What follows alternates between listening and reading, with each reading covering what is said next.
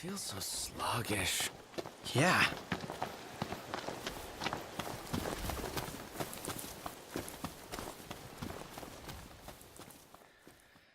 Hello. Okay. So, first things first. Um yeah, so this is going to be an update video just explaining where I've been, why I haven't done anything in a while. Cuz like I remember putting up my last video for the red and blue battle theme from Sun and Moon like half a year ago. And back then I was like, "Oh man, I'm get ready for the next one. It's gonna be like, something good. Leave a comment, whatever." That kind of fell by the wayside to some stuff, as it should. Obviously, like, real life, greater sign, YouTube, all that stuff. But anyway, and this is just gonna be like piecemeal together from me, like, just talking about stuff. Like, I'm gonna do my best for it to, flow in a sensible manner, and I'll just do that in post, like edit it. But I'm basically just gonna ramble for a while, so probably not gonna go into like updates for future videos yet. So if you were expecting like just a quick short update video on like what's coming up on the channel, I'll you can probably just like skip to the end or so, like the last 5 minutes, but or just wait. But anyway, let's get this over with. So it occurs to me that I've never really actually introduced like who I am. Like I had that face reveal in my X and Y trainer battle cover for Super Smash Brothers, but like that was just hey, look at my face, it's great, right? So I guess I'm overdue with just like kind of like coming forward with like who I am and like what I do and why I'm doing it and yada yada. So my name's Michael, if you haven't guessed. It's okay if you haven't. What? Really not that unique of a name, and as far as Michaels go, like not that unique of one. What am I doing? I'm self-deprecating already. I live in Texas, grew up in like suburban stuff near like, city. Growing up, I was really into video games, mostly from like the games my sister got and then like played with me, and like showed me like how to play them, and they were often like multiplayer games. So like we got into Super Smash Brothers that way, got into Mario Party that way. It was mostly Nintendo, entirely Nintendo. Mario Kart. So the N64 classics. She also had Ocarina of Time, and that was like the standard in my mind. Like it always will be. Just like what I always like, I guess, hope to get out of from any single player game now. It's just that kind of feeling I got from Ocarina of Time. So she also had a little handheld thing called a Game Boy. It was a little lime green Game Boy Color. And a few of the games she had on it were some games called Pokemon Blue and Pokemon Gold. So I don't think I have to explain to anyone watching this video, like, that was the genesis. So that was back in the turn of the century, like 2000, 2001, somewhere in there. So fast forward, 6 years, going into junior high, seventh grade. That was when I pretty much fell off Pokemon for a while. I remember like still back in elementary when the Game Boy Advance dropped. My friends had a Ruby version and Sapphire version, and I was still just hanging out. Oh, but I still got Gold version though, so that's cool, right? And they were like, yeah, but look at this thing called a Zangoose though. Ooh. And I'm like, oh, that's cool. I wish I could have a Zangoose. And then of course after that the DS dropped, and that's where you got your 4th gen, the Sinnoh games. And especially going into junior high, that was when I was pretty much like, oh, so Pokemon has now changed so much that I don't recognize it. And by that time, I was already kind of like falling off Pokemon, because a lot of my enjoyment from Pokemon also came from the anime, which was pretty much viewed in like a universally more negative connotation than the games were, and it still is. So during the time of Ruby, Sapphire, and Emerald, when the anime was taking place in Hoenn, that's when I started to drop off of the anime, because by that time, all the kids in school were like, well, this Pokemon anime show is so freaking, oh, who would watch that? It's like for little babies. I'm too old for that now. I'm watching my Naruto. So I fell off the Pokemon anime, and that led to me falling out of the Pokemon games pretty much entirely as well. And I remember for the longest time, I was still just focused on the console games, being the Wii. It might have been a product of that like atmosphere where I was viewing my older games as like obsolete and uncool compared to all the newer games that I didn't have, which kind of led to me like thinking, oh man, the Nintendo Wii, that thing is cool as heck. Super Smash Bros. Brawl was like, man, when the trailer for Super Smash Bros. Brawl came out, my family had just gotten freaking broadband. I was sitting there on the edge of my seat waiting for the Super Smash Bros. Brawl trailer, the E3 trailer, to buffer on my computer. and with literally every single frame that buffered in, I was like, oh my gosh, Wario's about to fart. And that was such a big deal to me. And I was...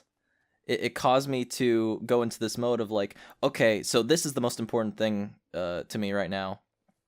Forget all this other stuff. Forget this N64, super old. Forget the GameCube. Who plays that anymore? Jeez, really?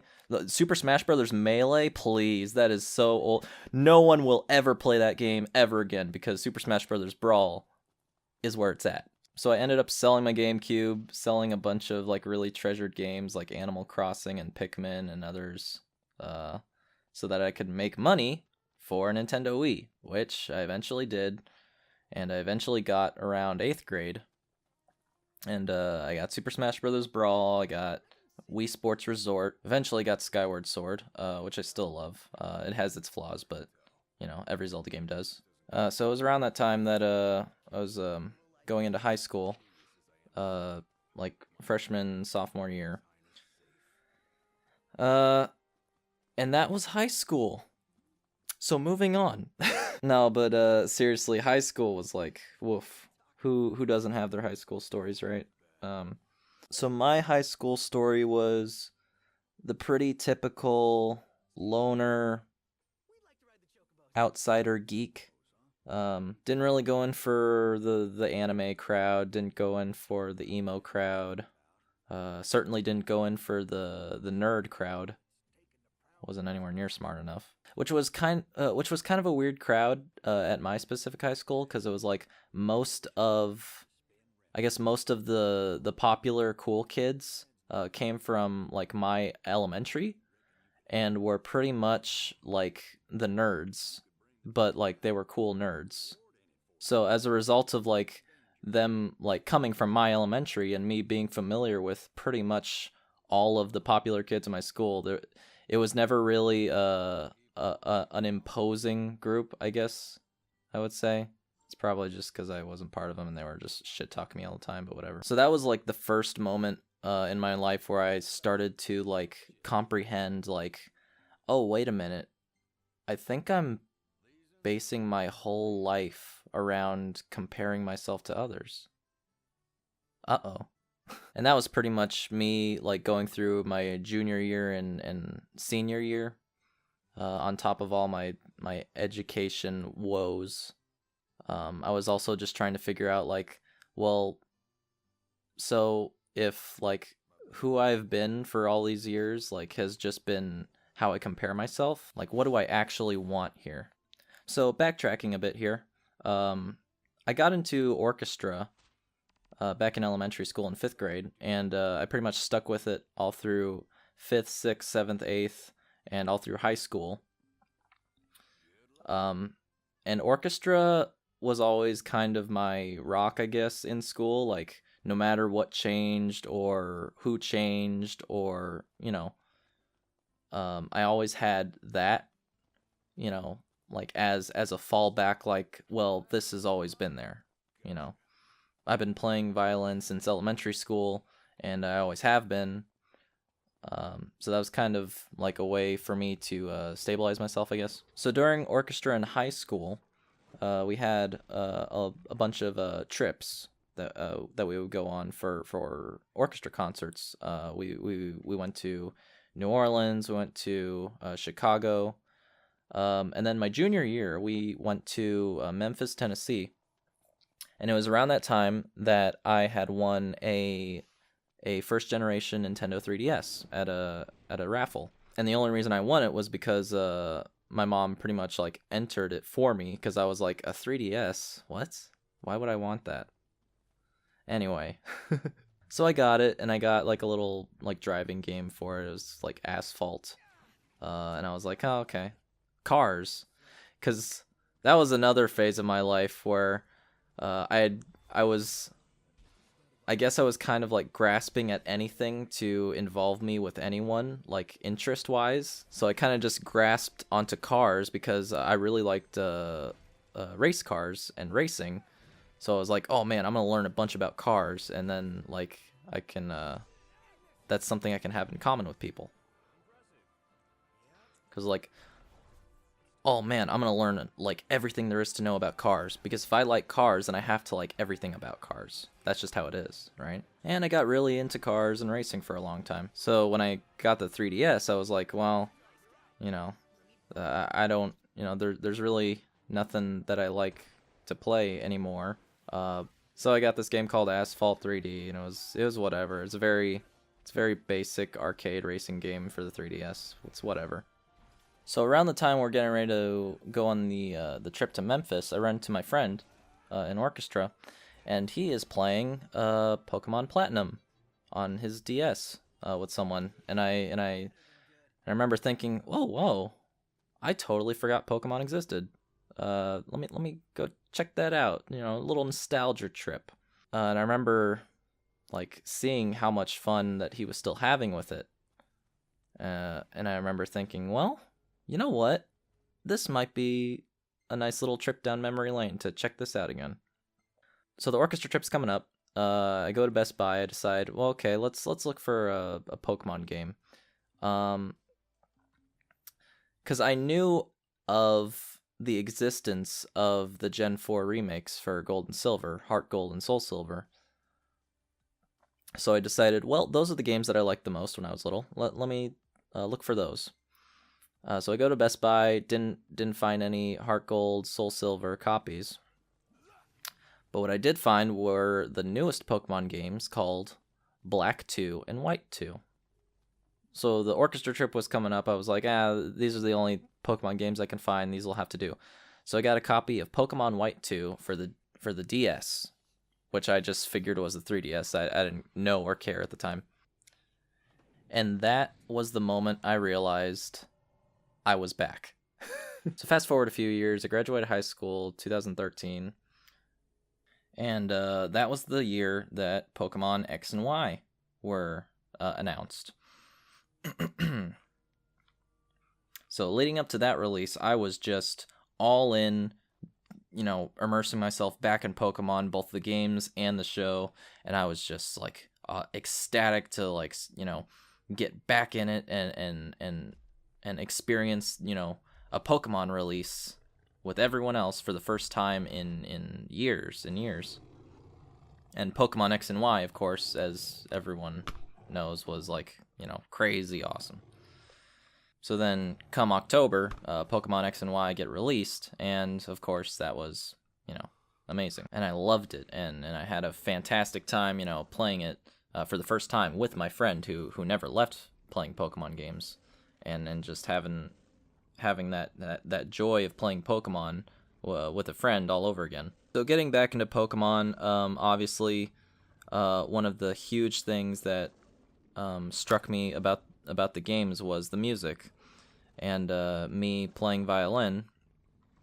I had always like, tried my hand at playing little video game songs ever since elementary. Like one of the first songs I ever tried playing on violin from a video game was Wind Waker's Wind God aria, and I think the first song from a video game I ever played on violin was the intro for Twilight Princess, because Twilight Princess was like literally the end all be all video game as far as I was concerned at that time.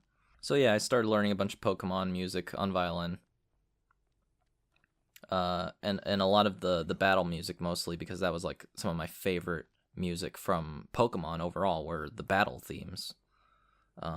So I had been on YouTube for like a short while by that time, mostly watching video game stuff. I remember like at the time Mass Effect 3 was like a big deal to me, so I was like looking at a bunch of that, and Skyrim as well. I was looking at a bunch of Skyrim videos, which eventually led me to a little a little video called Two Best Friends Play Skyrim and Two Best Friends Play Mass Effect 3, and that was like oh man, that led me to the wonderful world of the super best friends, and I've been watching them ever since. And I also started looking at a bunch of Pokemon videos, and I was like, oh man, I gotta look at what everyone else thinks of Pokemon right away. And I remember finding a video called top 5 fire type Pokemon. It was by this channel called the King Nappy, and I was like, oh, and I watched it, and I was like, oh man, this guy totally gets it. I'm watching his stuff forever, and I still do. So then also in searching for like Pokemon music, I started to run into Pokemon music cover artists, and that led me to discovering violin cover artists such as MK LaChu, JT Anonymous, and later on Classical Cat, and pretty much like watching their videos was like the final like step in me deciding, okay, you know what, I want to do this too, because why not? So with Pokemon X and Y coming out, and my sister having a USB microphone that I could plug into my laptop, I made the decision, I'm going to record a violin cover of Pokemon X and Y's battle theme. And I remember coming to that decision because I thought, well, okay, so all these other people are doing it. So how can I distinguish myself a little bit here? I know. I'll make myself unique and special by only playing, like really, really actiony Pokemon music, like the battle music and the encounter music and stuff like that. And oh man, so come early 2014, I released my first violin video, rather, of the Pokemon X and Y battle theme. And I remember thinking, man, this is so unique, this is so different, and everyone's like gonna think I'm the coolest now. Still comparing myself to others. So it was around this time that like very early after high school, all my friends were going to like looking at colleges, talking about colleges. So like right after high school, it was like, oh man, we're all going to our colleges, and I'm just sitting there like, oh okay, yeah, I guess so. Why not? What? Yeah, let's go to college. Going to college is the mature thing to do. My parents want me to do it. All my friends are doing it. It's overall like, the ideal thing that employers look at. Let's do it. Yeah.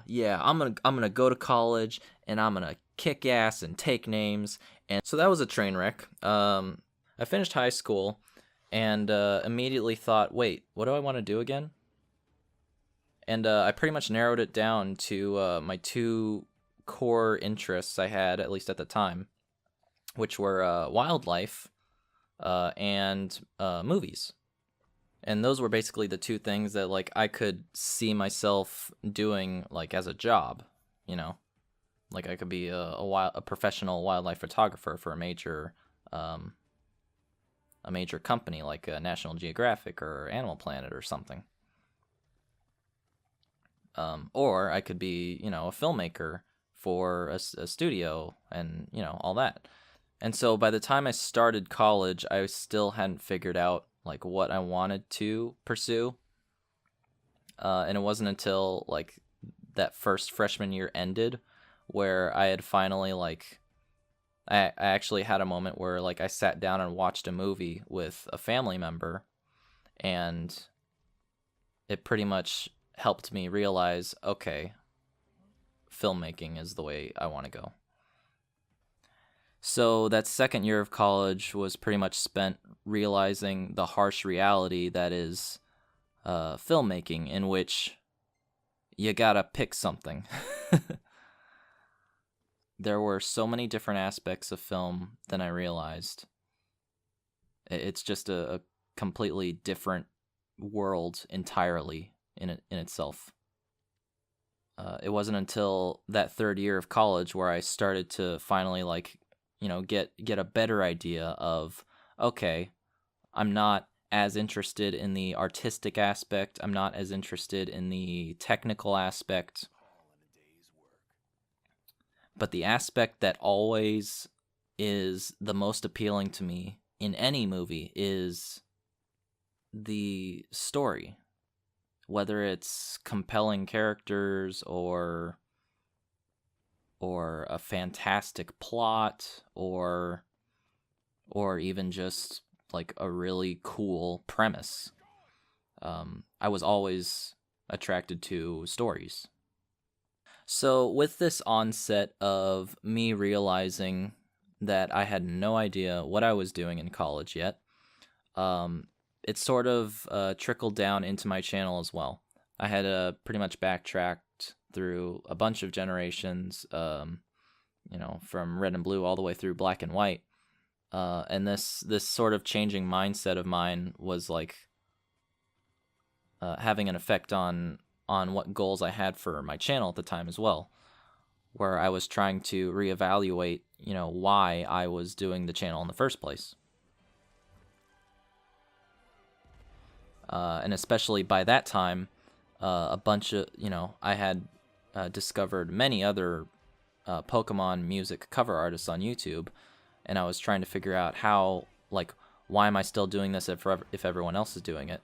And I think I was really pushing myself to figure that out because in my mind, I desperately wanted to keep doing it, and with more people doing it as well, I saw it as opposition and competition, and it put me in a situation where I was forcing myself to like get better. Like, how can I distinguish myself from the crowd here? I need to have better videos, I need to have better performances, I need to play better violin. And so I was really just putting like a whole bunch of unnecessary stress on myself on my channel front. And I sort of just kept telling myself like, oh, more people are watching, more people are commenting, more people are subscribing. Like, this isn't, this isn't just a complete like, side thing you're doing here. Like, people actually like care to like listen to what you're playing. So that just caused me to put even more like stress on myself of like, I need to play better, not just for myself, but for the people who are watching these videos. So fast forward to my fourth year of college, 2017, or as I like to call it, the year of the shitstorm. For my fourth year of college, I got into advanced film, which was where I made my first like dedicated short film I had ever made, like a student short film.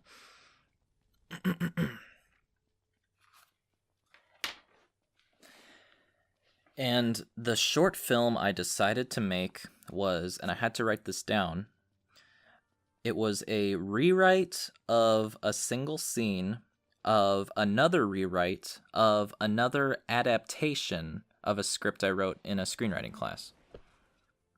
Wow. So yeah, that had problems from the get-go that I wasn't aware of.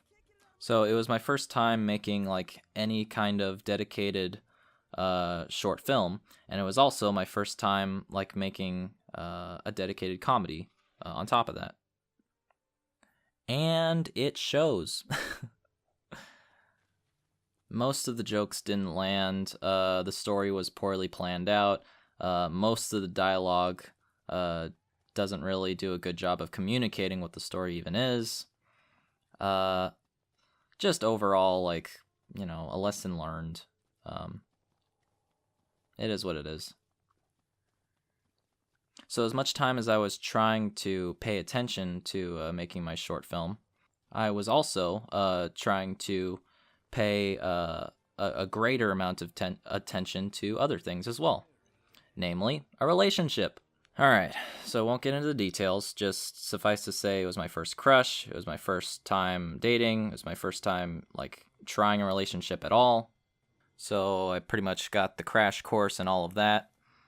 And I even remember like talking to my sister for like a long time, trying to figure out if I even wanted to try it at all, because that was something I had never done before, and like just with me personally, like it was always something that I was kind of scared of doing because of like the potential consequences. Because like, and this might be like a millennial thing, it might be just like a thing in general, I don't know. Like I never want to try something without knowledge of like all the variables, like, and especially with something like a relationship where like it's so dependent on like paying attention to another person's very intimate feelings. Like, who am I to just carelessly get involved with something like that without like respecting something like that?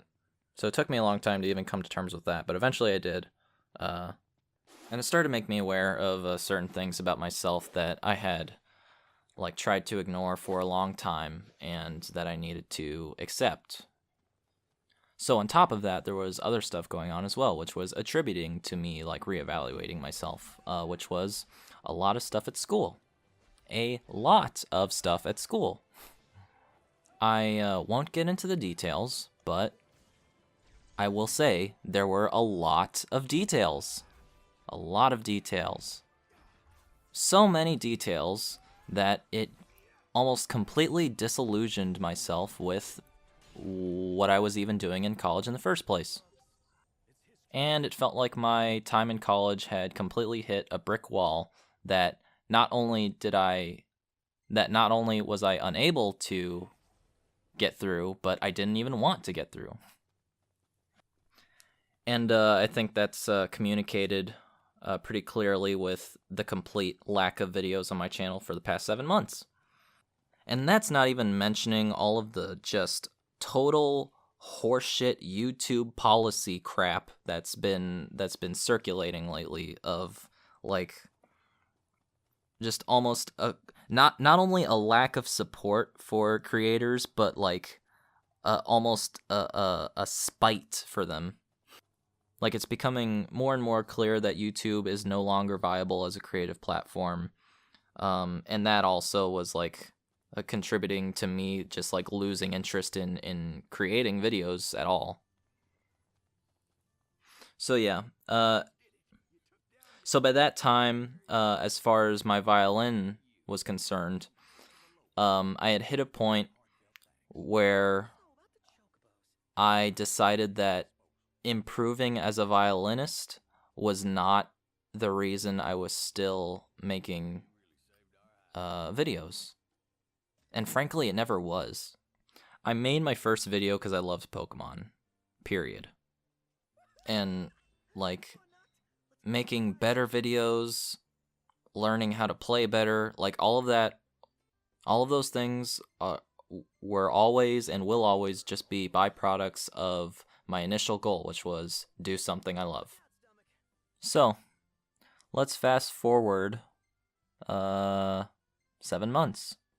So I've spent the last couple months doing a lot of thinking, a lot of reevaluating. I took this semester of college off, literally just because I had to get away from all of that craziness and just reevaluate what exactly I'm doing. So in that time, I've been been trying to like look for a lot of things to help re-inspire me. Like I've reached out to MKLachu. I watched this update video from Smooth McGroove recently. That's really insightful, where he also had a similar gap of videos, and he goes into that, and I highly recommend that. It's a very, very interesting video.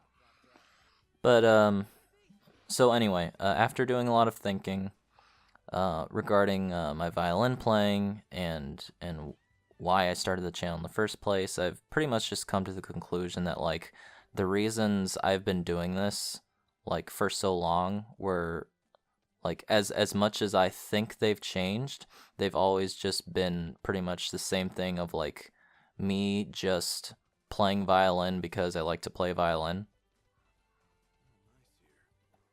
Not wanting to get anything out of it, not even caring about improving, just caring about playing. And the thing that helps me care about playing more than anything else is music that I care about, which is Pokemon music and other video game music. And so at least for right now, I think that's going to be my mindset moving forward with this channel. Just playing violin for the sake of playing violin. I'm not like seeking any kind of success, not that I ever will with the new YouTube policies. I'm not seeking like approval. I'm not seeking anything else than just the fun I get out of it. So yeah, that's pretty much it. I think I'm just gonna go ahead and like put up another video like alongside this, just as like my return video or whatever. And that'll just be like my first of like infrequent uploading from now on. Like for a while I put on a at least one video per month schedule like on myself, just to encourage myself uploading, because I was like not wanting to upload for a while and I couldn't figure out why. So yeah, I'm sure there are some of you who are probably like, you know, oh, you don't care about this like you used to. I'm gonna unsubscribe, whatever. You know, that's fine. But yeah, so that's gonna be how the channel is gonna go for the foreseeable future, at least. And for those of you who still watch my videos after this, I I can't believe you are still here and that I haven't run you off yet. My only guess is that you're still here because you understand, and to that I say thank you. And to anyone who sat down and listened to this whole frickin' like half-hour long spiel, like thank you just for that. So that's what's been going on with the Michael. Lots of excitement, lots of changes, lots of craziness. 2017 was a hell of a year, literally. But 2018 is the year of the dog, which is the year I was born on, so here's hoping. Alright, thanks for listening, guys. I think I'm gonna go eat some goldfish and play Splatoon. Bye.